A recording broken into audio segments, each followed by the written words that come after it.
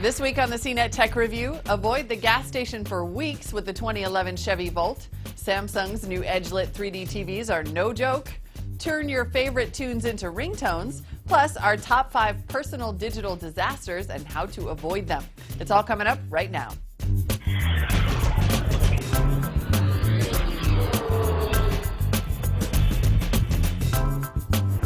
Hi everyone, I'm Molly Wood and welcome to the CNET Tech Review, where we collect our hottest videos of the week and tell you what's good and what's bad in the world of tech, plus offer unique tech wisdom in the form of the bottom line.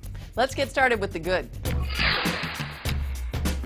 The Chevy Volt was first introduced as a concept car way back in 2007, and it quickly became one of the most anticipated cars in years. Now, as the Volt makes its way to showrooms, Brian Cooley takes it for a spin. This is the most anticipated car in your life. No pressure there. Let's find out about it as we drive the 2011 Chevy Volt and check the tech.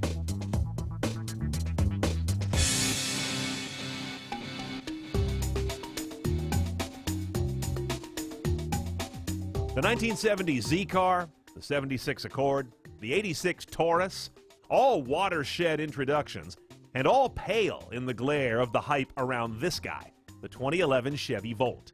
It's being asked to save the environment, your fuel budget, and GM's reputation in one stroke. I don't envy it. Now inside the Volt, the first thing you notice is, look what made it into production. This white stuff. This was in all the concepts, and I thought, oh, that's interesting. They're trying to do like an iPod Classic meets Imperial Stormtrooper, but no, there it is. More notable than that, though, are these touch-sensitive buttons. Almost every button here is a touch contact, kind of like on current My Ford and My Lincoln Touch, which I have not been a big fan of that part of touch. Now, if you're looking around, you may have already noticed something else really cutting edge on this car. No dials, no gauges, all screens. You've got one in the center, that we've seen before. This is all new, a complete LCD square instrument panel. It's basically like a 7-inch tablet just sitting in front of you all the time. You've got a huge array of media options on this car. They aren't the main story, but let me just run you through them. You've got your usual radio categories as well as XM radio on this guy. You've got the hard drive disk aux button right here. Again, touch cycle through it. 30 gigabytes of hard drive space to rip to. And of course, aux, USB. You do have Bluetooth streaming and of course, Bluetooth hands-free. Another indication that a Volt is being moved as a mid to high-end car is the fact that it has navigation standard on it, as you might imagine. Aside from in the driver's seat, you can also run your Volt from your phone. OnStar Mobile lets you lock and unlock the doors, start the Volt, prep the cabin climate, check your charge state, tell the car when and how to charge, even blow the horn to find the thing. Okay, here's where GM has been spending all their time and their bajillions of dollars, developing the Voltec powertrain. Here's what makes this car interesting. It's an electric car, but it has a gas engine.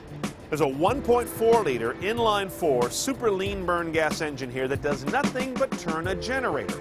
That generator puts juice into a big old T-shaped power cell that's in the middle of the car. And that powers an electric motor that drives the front wheels through a 1-speed gear reduction transmission. Bottom line, 150 horsepower, 273 foot-pounds of torque. Huge delta there because it's all electric powered. 0 to 60 about 8.5 seconds, not bad. You're going to get about 3540 mpg, but there's also a number called mpge, or equivalent, that's 93. And your EV range before the car starts to burn any gas to replenish its batteries is around 25 to 40 miles.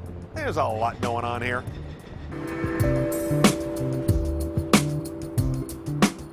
Now, a word about charging. You can plug this guy into a 120 or a 240 outlet. Here's your charging apparatus right here. This guy lives on this kind of wind-up thing in the back. And you see you got a regular plug on there. That can plug into whatever outlet you've got. And then this will go into the little door here. See that guy on the side of the car? That's this new universal thing that all the electric cars are using. That plugs in there. So yes, there's nothing wrong with charging this car. It works really well. You do get a bunch of electric-only range, a nice amount that might even handle your entire commute. I just think there's an awful lot of hassle that goes around with it if you're not really committed. And for most folks, just putting gas in it and getting like around 60 mpg is pretty good, and all the hassle of charging may not be worth that 93 mpge. Interesting trivia about this guy. You can go Potentially a year without burning gas if you've got a short commute and you plug in every night and only commute in this car. So what happens to that gasoline sitting in your tank? Gas does go bad, you know, it jellifies, it gets real nasty. Well, they have a pressurized gas tank on this car. Also sensors that will run the engine and burn off some gas about every couple weeks, I understand it, if you never use gas otherwise. Okay, so you decided the Volt's for you. Here are the numbers, $41,000 with destination. Now there's a little bit of, I don't know, I think it's a little misleading on the Chevy Volt website that shows the price of this in great big bold numbers with a $7,500 tax credit already minused out of it. But that's a tax credit, that's not a rebate as of today's taping, though the Obama administration's trying to convert it to a rebate. That'll be different. Right now it's a credit. It's a $7,500 deduction, if you will, off any federal tax that you owe in the tax year you buy this car. If you don't owe any federal tax, you don't get any benefit. And even if you do get a benefit, it can never turn into a refund. All it can do is reduce your tax to zero. So in other words, you've got to owe at least $7,500 federal tax to get the full $7,500 tax credit from buying one of these cars. It's not as simple as getting a check from the government. If the Obama administration does change the law, as they're trying to, you will actually get a $7,500 rebate at deal time at the showroom. That will be different.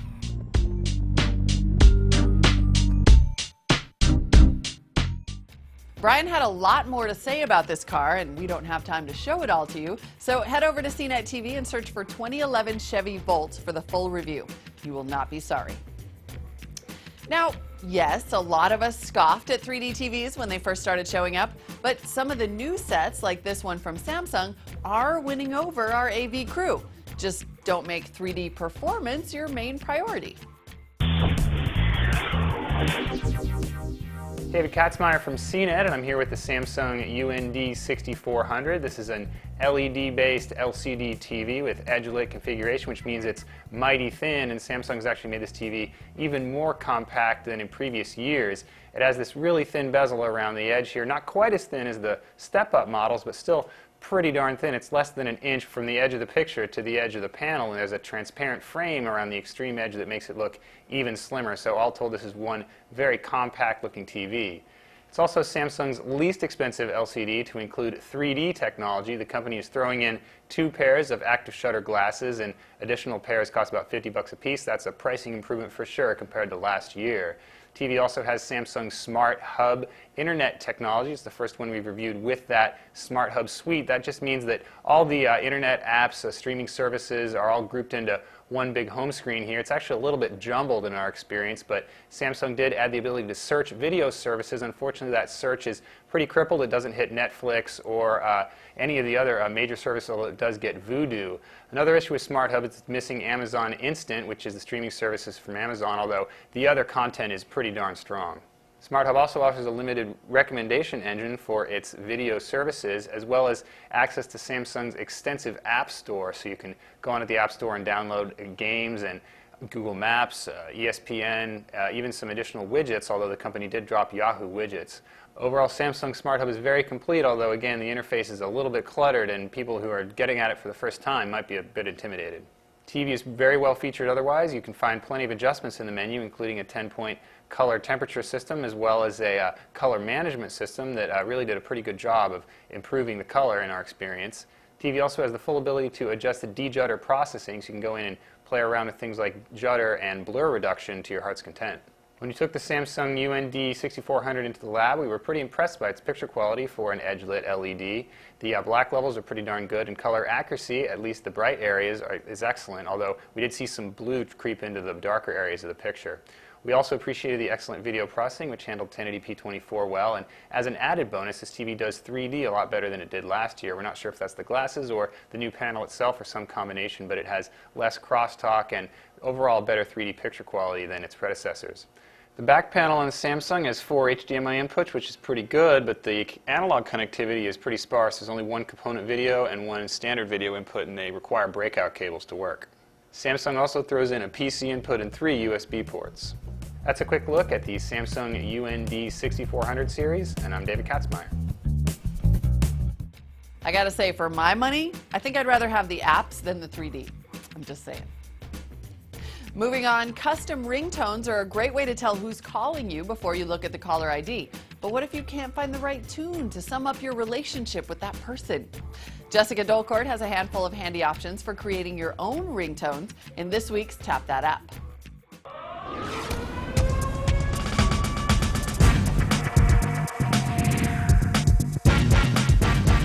Hey guys and girls, Jessica Dolcourt here with CNET. This Tap That app is all about making your own ringtones. Good news is there are dozens of good free programs out there for Android and iPhone. Ringdroid is one of my Android favorites, and it was also one of the first. You pick from all the songs in your music library, then drag the arrows on the waveform to set the start and end times. You can zoom in for more precision or manually enter times into the open fields. Then just save the ringtone. Ringdroid also records sounds to create new tones. Lucky Star's MP3 ringtone maker is almost identical in look and feel, except that it adds a fade setting, which is nice, but has ads which you can just ignore.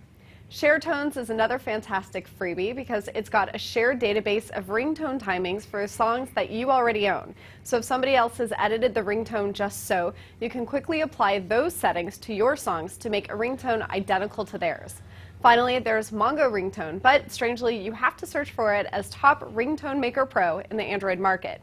This app pairs an online ringtone store with a voice recorder and with a ringtone editor for your own songs. Now, unfortunately, making iPhone ringtones is harder since you can't save the file directly to the device like you can on Android phones, but all of my picks offer step-by-step instructions. Ringtone Maker comes with a fade option, a recorder, and an easy song picker. Ringtone Star Lite features a timeline and a fade tool, as does Ringtones, which also looks much more polished. Ringtone Ring Mix is probably my favorite of the bunch. It's a looker, it includes album art when available, and it has a button to automatically carve out a ringtone selection. There's no fade option though, but you can choose to escalate the ringtone's volume as it plays. But I'd stay away from that one if I were you. All these iPhone apps are free, but have inexpensive upgrades that cut the ads and unlock advanced features, such as changing a song's speed or pitch. So there you have it. Now there are 7 ways to make ringtones on your iPhone or Android device. Well, get cracking. And if you have more suggestions for great apps you want to see on this show, email tapthatapp@cnet.com. I'm Jessica Dolcourt, and keep on tapping.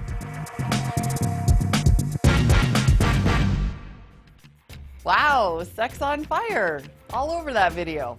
I don't really think that I have anyone in my contact list who warrants that one right now. I like the Baby Monkey song. And with that little TMI, let's take a break, but come right back for more tech review right after this.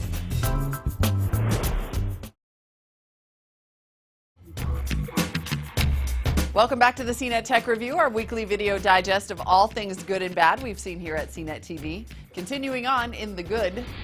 Last week, it was reported that some Samsung laptops were being shipped with keylogging programs installed on them.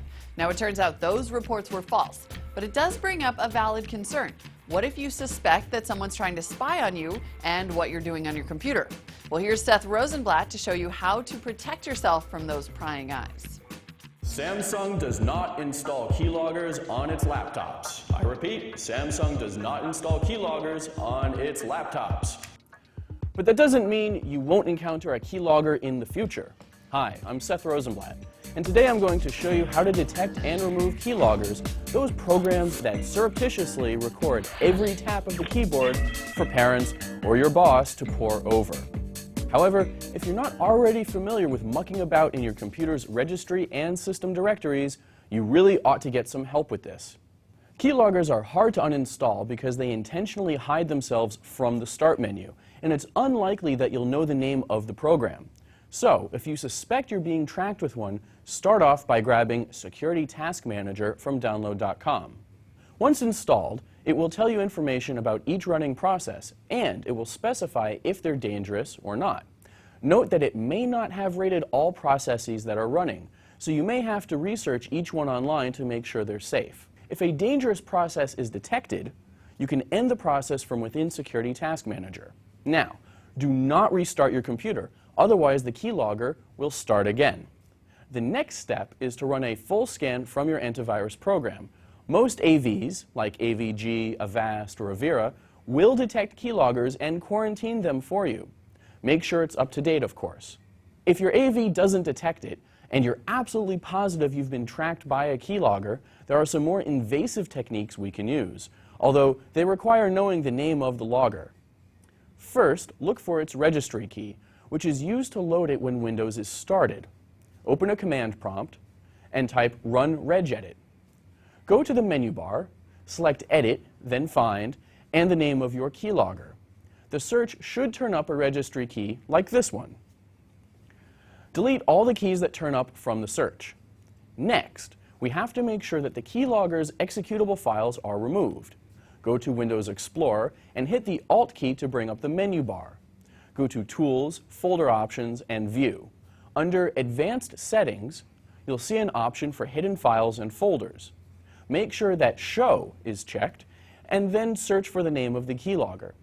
This could be as easy as searching for its name, although some keyloggers, like StarLogger, abbreviate its folder name to just the initials SL. Next, you'll want to unregister the keylogger's DLL file.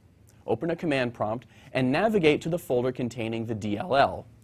Then type regsvr32/u, and then the file name of the DLL without the quotes and brackets, and you should see a pop-up window telling you that the file has been successfully unregistered.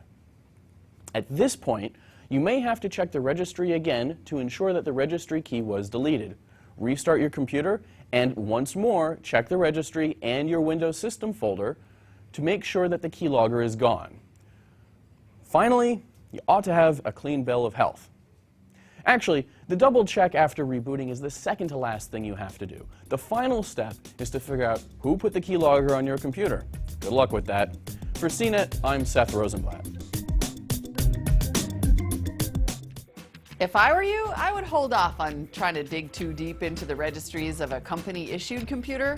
I mean, if your IT department went to the trouble of installing a keylogger on your machine, they won't take too kindly to you monkeying around in there, because they're probably kind of mean. Speaking of mean, let's see what we've got going on in the bad. Sometimes when products don't compare favorably to their competitors, it's hard to call them bad per se. So maybe for this week, we'll just call this section Would Not Recommend. Here's a look at an all-in-one printer and a 7-inch tablet that are clearly worthy of that distinction.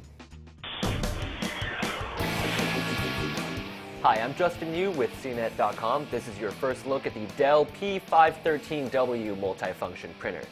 So we actually have mixed reviews about this device. It performed well, and it output professional quality text prints, and we do like the handy eco mode that'll save you money and helps the environment. But those features don't really offset a lot of the snags we ran into during testing. But before we get into those critiques, let's check out the printer itself. The white P513W sizes up about average for other printers, and it's a multifunction printer, which means you can print, scan, and copy all directly on the machine. The scanner sits on top of it and can handle up to 1200 by 2400 resolution images, but we're remiss to see that Dell omits an auto document feeder on the top. Now, that would normally be really useful for businesses because it lets you scan or copy a stack of documents hands-free. Unfortunately, though, you do not get that on this device, which is a little strange for a $150 printer. Another issue we take is with the multiple paper jams that came about because of this 25-sheet paper output tray. Now, most printers can hold double that amount, so if you're printing a high volume of documents, this definitely is not the printer for you. Like all modern printers, you do get an 802.11bg print server built right in that lets you ditch the cord and hook it up to your computer wirelessly. Again, though, we ran into a speed bump here trying to configure the network settings, although that problem did eventually fix itself. And finally, we're not particularly satisfied with the output performance either. Qualitatively, our test sheet of full black text looked presentable from far away, but upon closer inspection, we did notice several jagged lines at the corners of some characters, particularly in italicized text. And even at its highest quality setting, we wouldn't recommend using this printer for professional documents either. The graphics quality just doesn't stand up to competitive printers from HP, Canon, and Epson that sell for the same price or less. Now, you can read the full review, including alternative printer recommendations, but that's going to do it for me. I'm Justin Yu. You just took a first look at the Dell P513W multifunction printer. Hey, I'm Donald Bell, and today we're taking a first look at the Arco 70. This is a 7-inch Android tablet priced around $275 for an 8GB model. There's also a 250GB model for an extra $50. Normally when I see tablets at this price, they're pretty horrible, but the Arco 70 has a lot going for it. The touchscreen is relatively responsive, There's a VGA camera on the front for photos and video, and on the side here you have a micro SD memory expansion slot and HDMI output that will mirror the screen onto an HD TV and crank out 720p video. On the downside, the construction quality feels pretty cheap, although you have to admire how thin they've been able to make this. It's running Android 2.2, which is somewhat antique at this point, and there's no support for Google's suite of mobile apps, including Maps, Gmail, and most importantly, Android Market. Arcos has their own app store on here, but the selection is pretty thin. There's a kickstand on the back, which is cool, except that it's really flimsy, and the screen's viewing angles are decent, but not great. There's tons of video format support, but unless you're running it out to a TV, you're stuck watching it on the screen's 800 by 480 resolution. If you're the tinkering type, there's a community of Android and Arcos fans out there that will help you tweak and customize this thing, but there's nothing that will magically turn it into a dual-core honeycomb tablet. Still, the price is right, and if your expectations are humble, you can have a lot of fun with this thing. So that's the Arco 70 Android tablet. For CNET.com, I'm Donald Bell.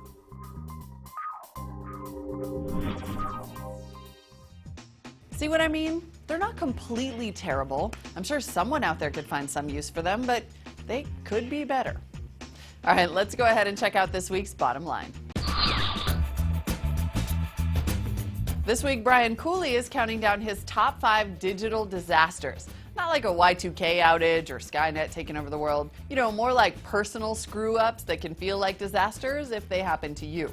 See how many of these you've fallen victim to yourself.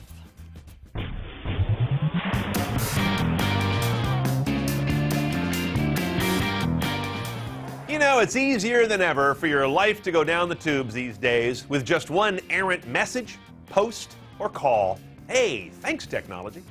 I'm Brian Cooley with top 5 personal digital disasters and some ways to keep them from happening. We're going to rank these roughly by their potential payload for catastrophe. Let's get to it. Number 5, misposting across your social media. It's a mouthful, but I can't help the stupid stuff you post and tweet. This is about the things on Facebook, Twitter, or LinkedIn that shouldn't commingle, but sometimes they do, with disastrous consequences, like this recent debacle. As you can imagine, that was not supposed to show up as an official tweet from Chrysler. The guy who posted it and the ad agency he once worked for no longer handle Chrysler's social media. If you're using one of those cross-platform social tools like TweetDeck, as he was, ask yourself first, is the cross-contamination risk really worth the modest convenience of rolling up all your accounts into one interface where you're just one toggle away from disaster? Number 4, reply all. Yeah, it's old school, but still a beauty. The inadvertent reply all has made more bowels turn to water than any other screw-up on this list. In fact, a former head of HR here at CNET had her intelligence critiqued by a former employee of mine, and yes, she was on the reply thread. So instead of CCing the person you're dissing, remove the reply all button from the toolbar on Outlook. It's not hard to do. You can still reply all with Control-Shift-R. Now on Gmail and Yahoo, they're a little better in this respect, since reply all is a drop-down instead of a straight click as it is for reply, so different behavior. But if you use Gmail's keyboard shortcuts, that can get dicey. So check out Molly's how-to video on customizing those, and then you can make the reply all keystroke something you'd never mistake for the reply keystroke, and therefore enjoy the continued benefits of employment. Number 3, butt dialing. Now, with the advent of capacitive touchscreens, which require an actual finger press, it's not really butt dialing anymore, but errant touch dialing. Nonetheless, I could raise your hair with a few stories I know along these lines. Most smartphones today are all screen. You can hardly pick one up without activating something. Auto lock doesn't always save you due to lock delays and such. On Android phones, there are apps like Not Call Log or Do Not Call. They're basically crude roadblocks, but hey, if it avoids this, it's worth it. Number 2, this one's kind of new and fresh. Checking in when you're checked out. If you tell the office you're sick, and then they see you checked in at the ball game, or the beach, or the bar, you've gone Bueller. So before setting out on a great day of hooky, remember to drop the Foursquare and Facebook check-in habit. Stick a Post-it note on your phone if you have to. You gotta go dark. And don't forget to turn off the background locators like Google Latitude, or you'll be chatting up the dude from the Chrysler thing in the unemployment line. Okay, our #1 personal digital disaster, just about anything while drunk. Email, text, calls, tweets, updates. After a bender, have you ever really not cringed at those the next morning? And let's not forget the Facebook pictures that result. Pictures of you vomiting, touching yourself, wearing a Nazi outfit, all tagged with your identity for easy searching and career ending. A lot of folks forget you can untag yourself from Facebook photos. Just click the little untag link next to your name. Doesn't mean somebody won't go in and tag you there again, but you're not really that popular. For more top 5s like this, go to top5.cnet.com. I'm Brian Cooley. Thanks for watching. The bottom line this week, 5 out of 5. I win. Yes, I admit I have done all of these things at least once, but nothing too bad ever happened, I don't think. I mean, I'm sure I have some enemies out there somewhere, but I do still have a job. All right, folks, that's our show. We'll be back next week with a brand spanking new CNET Tech review. Until then, there are tons of great videos available every day at cnettv.com. I'll see you next time, and thank you for watching.